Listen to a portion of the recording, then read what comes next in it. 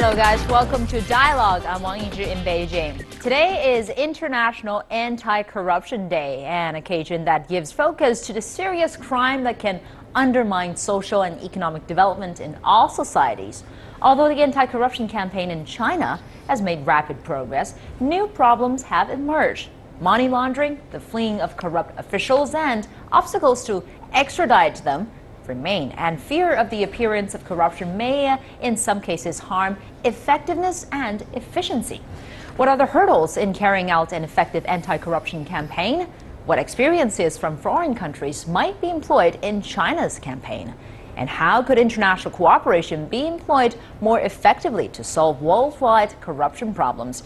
To discuss all these issues and more, I'm very happy to be joined in the studio by Edward Lehman, Managing Director of the law firm Lehman, Li Anshu, and Li Zhaojie, Professor of Law at Tsinghua University. And we'll also be talking to Professor Wang Jiayu of the National University of Singapore via telephone.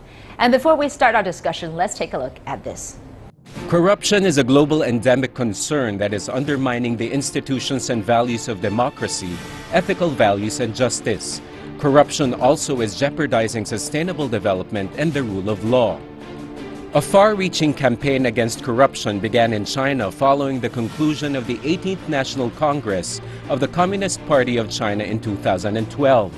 The Central Commission for Discipline Inspection said that in 2015, 330,000 cases were registered and 336,000 people were punished. We have made efforts on enforcing our regulations, mainly targeting formalism, bureaucracy, hedonism, and extravagance. Now the condition has been improved. Additionally, we have intensified our efforts against corruption and have severely punished corrupt officials in a zero-tolerance manner, demonstrating our firm determination to defeat corruption and punish evil. China has been working with other countries to build a wider net of international anti-corruption cooperation in order to recover illegal assets and bring suspects to justice.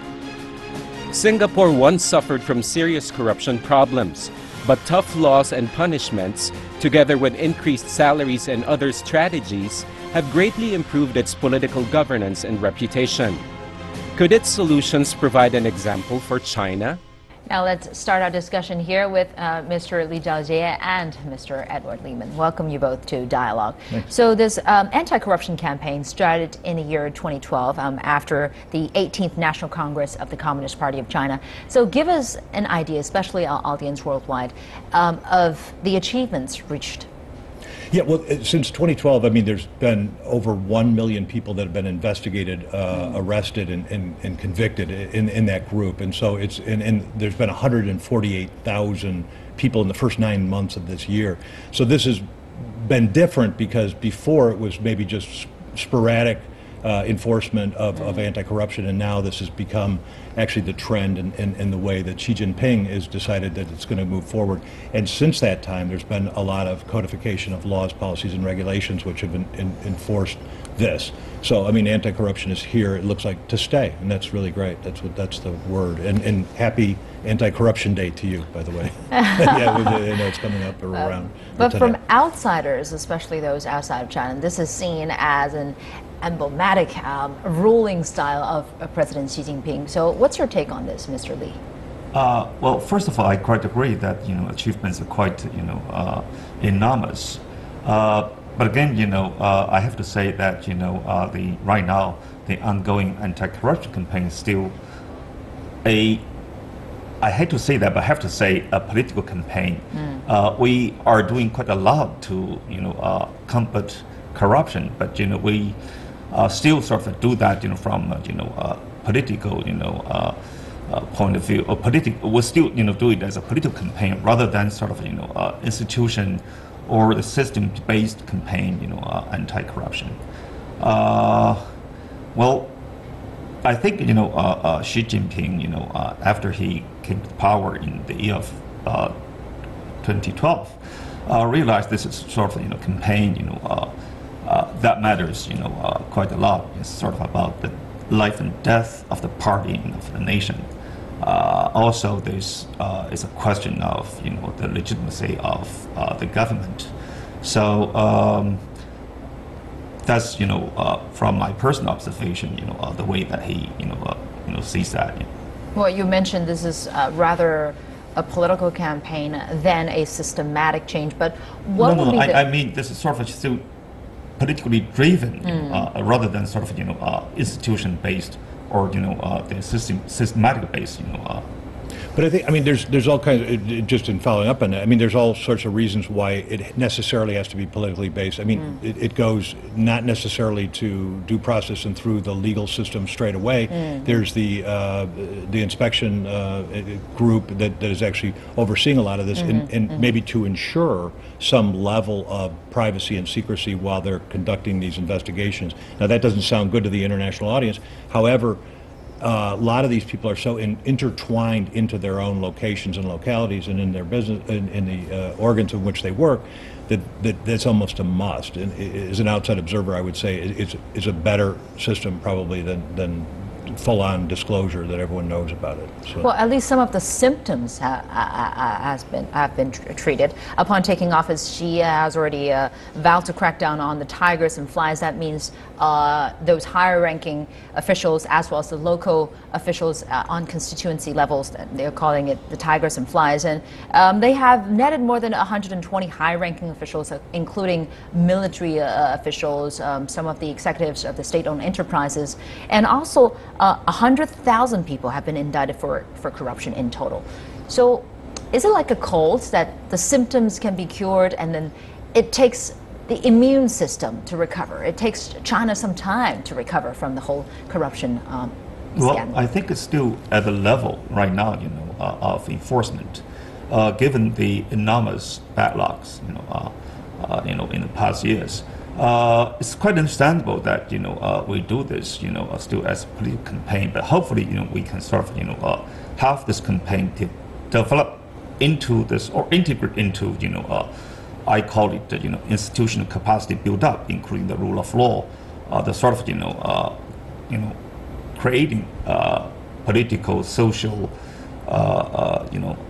ecological environment to sort of change the mindset of those officials from viewing corruption as a routine, to sort of viewing corruption as a risk, and then finally make this corruption, phenomenon eradicated from the official world.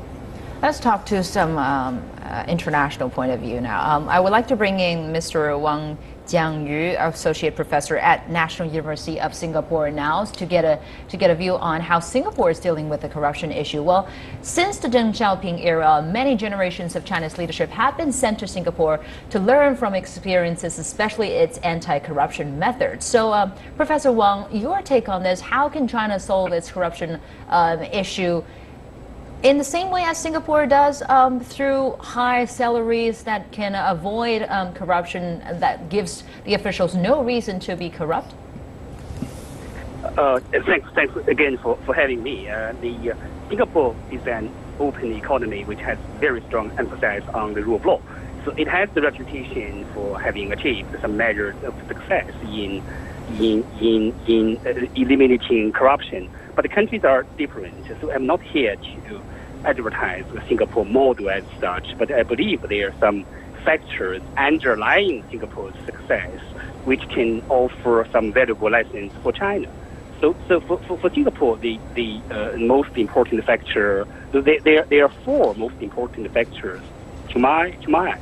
Number one is you have the leadership's political will, very strong political will from the very beginning, from the establishment of the republic, which has been very consistent and persistent.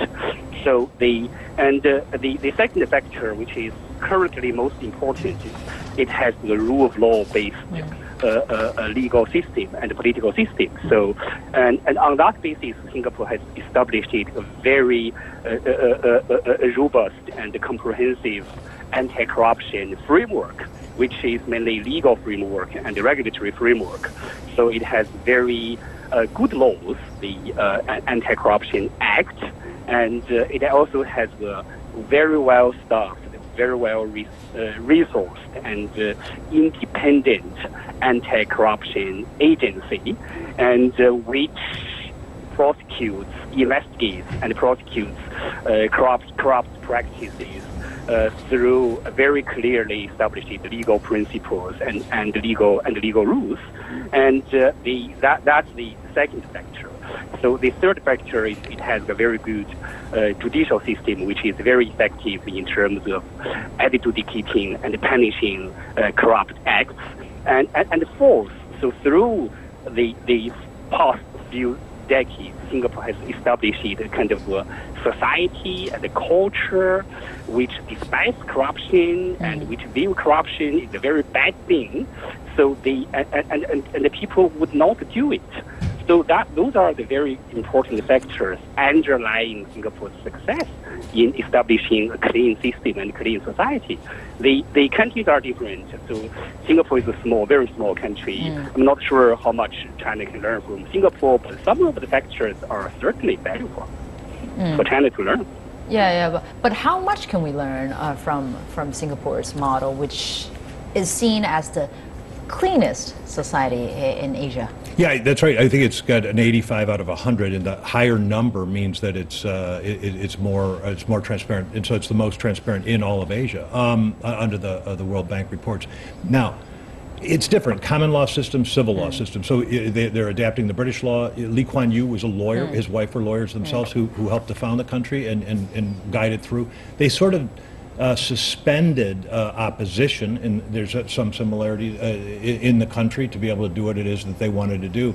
And you've got 6 million people versus 1.23 billion people here, so in vast geography here. So I think it's an infrastructure thing with China. I think that as far as the heart is there, meaning that the leadership has said we want to go into that place.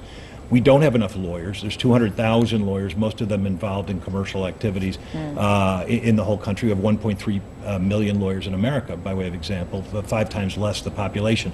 So I don't think there's some sinister plot to be corrupt. I think it's trying to get the infrastructure humanly at a manageable level to be able to enforce it is a difficult thing. But it's a completely different setup, certainly from Singapore. And Professor Wang also mentioned the political will and the culture around Singapore in terms of regarding this corruption thing. But in China, here in China, a strong drive of its economic development is to get things going, to keep things rolling fast, and in that process, a certain amount of corruption or bribing is going on. So how is this anti-corruption campaign affecting its economic and social development?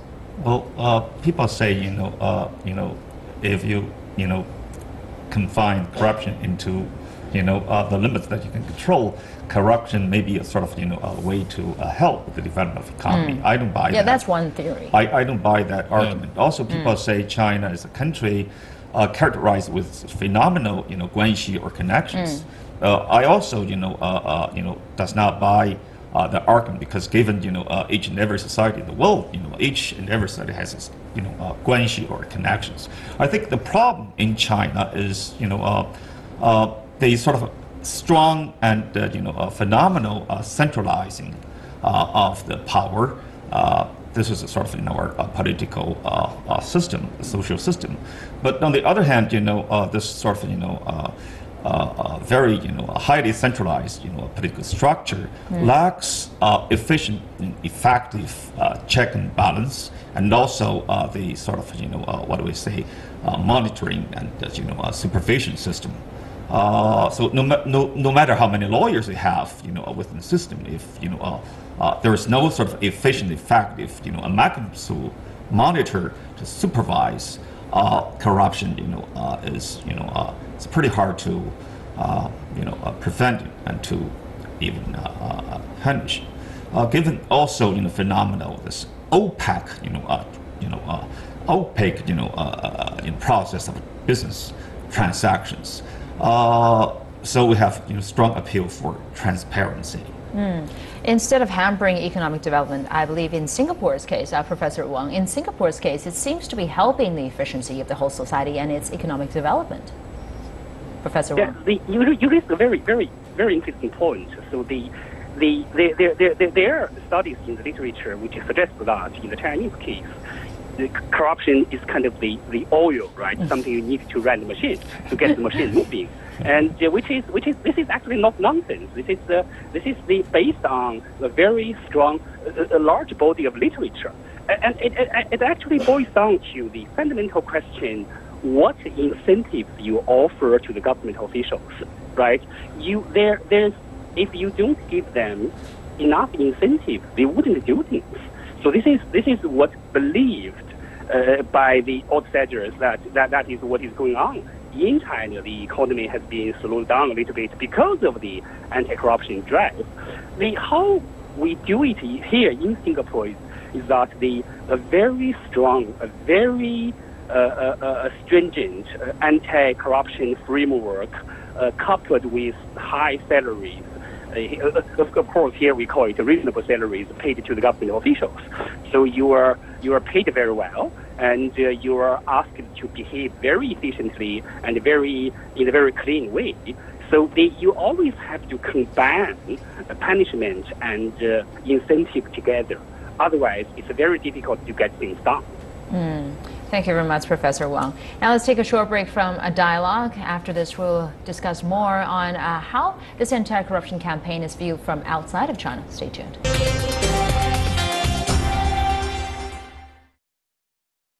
Welcome back to Dialogue. Here in the studio, I'm joined by Mr.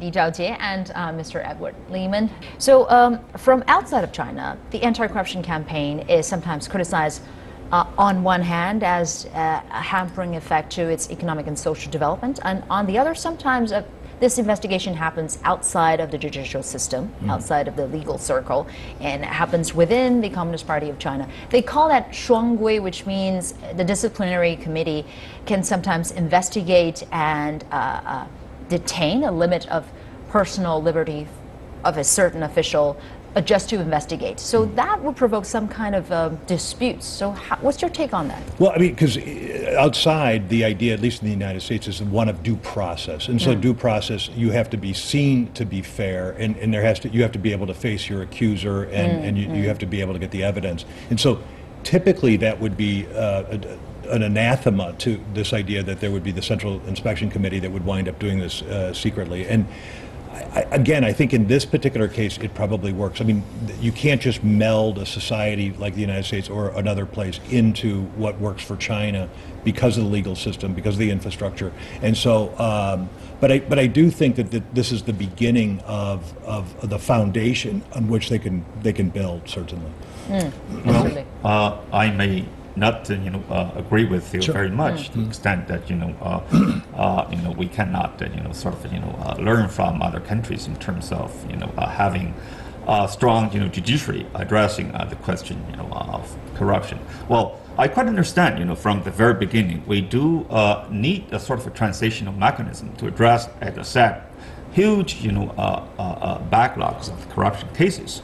But if it's not finally ended up with the integration of rule of law, I think that this kind of a party discipline-driven campaign might be very sort of susceptible to abuse. Well, cases of abuse have already appeared. So also I think concern from the overseas about this sort of shuanggui that's falls within the party disciplinary mechanism, I think it's quite legitimate to a certain extent. In the way that if you do not embark this sort of anti-corruption campaign on the track of rule of law, sooner or later you have enormous we call it backlash problems. But during this campaign, another action is encouraged, that is reporting on other officials of their corrupted deeds. So that would somehow develop a political war between adversaries of officials that can use this abusive power, like you mentioned, use this as an abusive power. Sure, I mean to attack those political rivals. Right, and I mean, but that's we have to start somewhere. I mean, I totally agree. I mean, it could be a political campaign, meaning let's attack a rival, and the calling the hotline or the complaint line to be able to do that can become like a sport. But we have to start somewhere. We have to make inroads into that. I mean, I don't disagree that there are issues with everything, with the judiciary. I'm not talking about necessarily with corruption, but the idea that you're not following civil procedure. And I had this discussion with another professor at Tsinghua, and he was saying, well, we've got such a large country that it's not going to be the same in Beijing as it is in Gansu to be able to put in evidence. But that's where some errors can occur, that the rule of law isn't just and isn't the same for everyone. If the game of the rules of the legal system isn't the same. So I get that, and I've been on, and my clients have been on victims of that in particular. But like I said, somehow this is lurching forward and it's working. You know, it has a long way to go. There's no question about it, but I think there's hope, for sure. For the time being, you know, that, you know, may have proved quite efficient and effective. But, you know, also the sort of, you know, the sideline is also quite, you know, quite, you know, apparent that, you know, sort of creates a sort of two sets of rules, you know, a rules of party and rules of law. And that does not sort of, you know, comply with this idea of, you know, rule of law that has been sort of, you know, very much advocated by the party right now.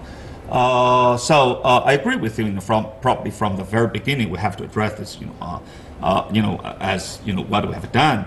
But I hope, you know, people can understand this is not the way that can last. That's not the way that can sort of, you know, be made the anti-corruption campaign more credible. You have to sort of, you know, embark the whole thing on the track of rule of law, for sure. You know. So you're saying the rule of law and the inner, the inner party inspections should not be paralleled. So which one is guiding the other one, or how do they run together? Well, if you read our Constitution, say it very clearly that all the activities, all the conducts, you know, of the party, whatever, you know, must be within the limits of law. So, like a strong way, well, probably as a transitional solution of the sort of enormous and also quite, you know, rampant, you know, corruption problem, as you know. It has proved quite effective, but I don't think it's lasting. I don't think, you know, it can be sort of, you know, make this campaign more credible. So that is what I said at the very beginning. Right now, we have to, you know, endeavor to make sort of to reform our, you know, present institution. I use the word to build up our institution capacity, including the rule of law, to make the whole thing on the track of, you know, within this sort of framework of rule of law that is transparent, you know, credible, and also, you know, sort of people can reasonably expect, you know, what will happen, you know.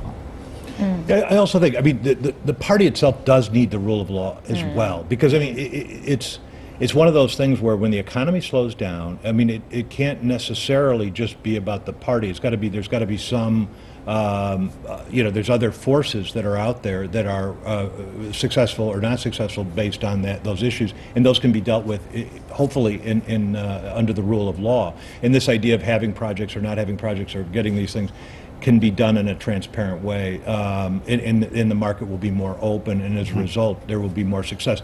But corruption is cancer, whether it's in China, it's a cancer in the society for sure. And then it's not only about fearing corruption, but it's about the idea of fear that there is corruption that also makes things not work in the economy, for sure. Indeed, corruption is a problem worldwide. Our Foreign Minister Wang Yi once mentioned that China will work with other countries weaving a tighter and broader net of international anti-corruption campaign. So how is this cooperation between other countries working now? How are we progressing in terms of extraditing those fleeing criminals? Yeah, I mean, well, from my viewpoint, there's at least a couple things. One, I see that the influence of China is actually becoming larger. So, for example, the enforcement in Russia is so a court case that is decided here will be enforced in Russia. A court case that is decided in Poland can be enforced here. That I see that with Mr. Trump and maybe moving away from the TPP, you know, that actually China might play a larger role in the One Belt, One Road in regards to rule of law, which is really interesting. But from fleeing, there are those that are fleeing corruption that are Chinese government officials that have taken money. they're going to have to come to an agreement between nations that don't recognize these extraditions, which is, for example, the United States. Now, there has been on a case-by-case basis, and that's got to continue to happen. That's a So good, how can we tackle these obstacles in terms of extraditing the criminals? I mean, the question is pretty good. It's the right question to me as an international lawyer. If you want to make this kind of cooperation, sustainable, you have to sort of use, this, international law as, the basis to, conduct this kind of, what we call that, transboundary investigations.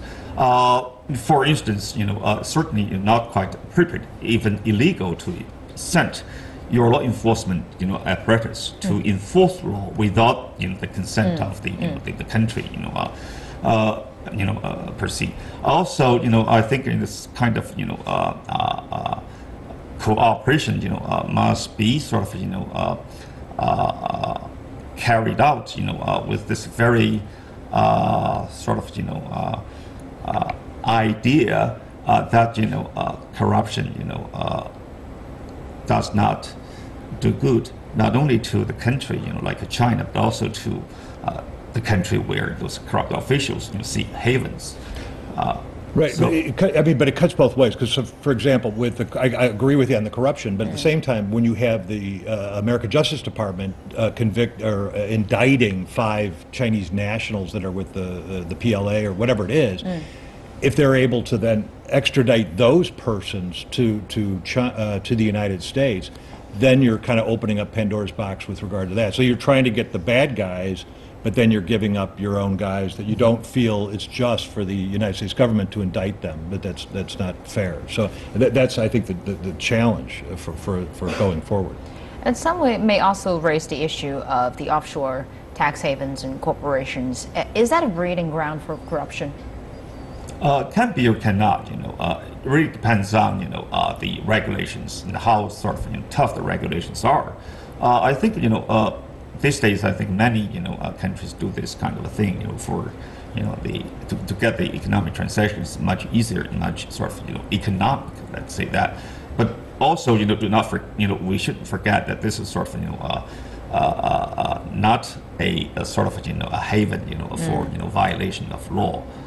So depending really on, how strong the regulatory system of a given country is.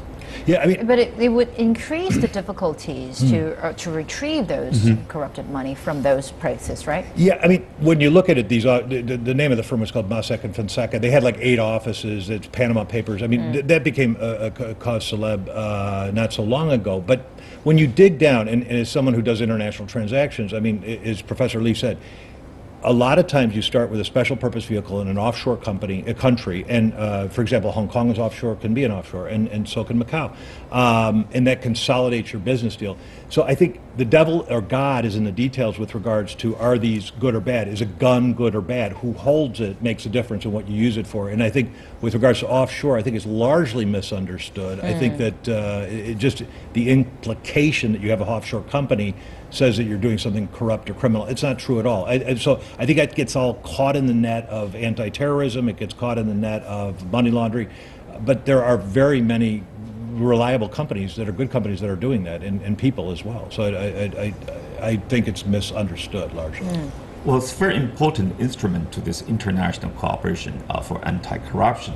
In this sort of 2003 UN Convention of and UN Anti-Corruption Convention. China is a part of that. Many other countries are part of that. So that is a very good sort of legal foundation to build up this very tight network, not to let any corrupt officials to escape from the punishment. But on the other hand, you have to sort of change your domestic system to make it more, I would say, pro-anti-corruption on the global level. So to that, I think China has quite a lot of work to do. Let's hope this anti-corruption campaign can proceed without any difficulties and smoothly. Thank you very much for your analysis. That was Mr. Li Zhaojie and Mr. Edward Lehman here in our studio. And that's it for today's Dialogue. I'm Wang Yijun in Beijing. Do stay with us tomorrow for another edition of Dialogue here on CCTV News. Bye.